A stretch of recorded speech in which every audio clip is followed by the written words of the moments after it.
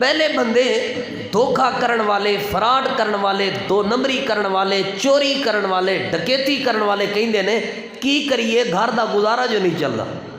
मजबूर हाँ। तुसी रेहड़ी वाले कोल चल जाओ, उन्होंने आखो यार जिंदगी तेनू हो गई है,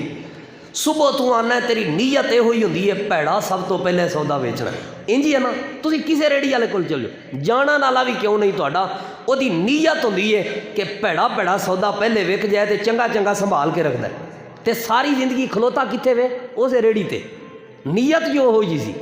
नीयत होंदी किसी को चंगी चीज़ देने दी, तो अल्लाह ने इनू भी चंगे दे देना, बस नीयत होंदी है। अच्छा उन्होंने आखो यार बेईमानी ना करया कर, दो नंबरी ना करया कर, मेहरबानी करके अल्लाह पाक ने जो दिता है उहदे ते खुश रह के आंदा है कारी साहब पूरी मार्केट ही दो नंबरी ते चलती पई है, मैं कल्ला ईमानदारी करके बच्चे भुखे मारने ने, मैं घर अपना बर्बाद करना है।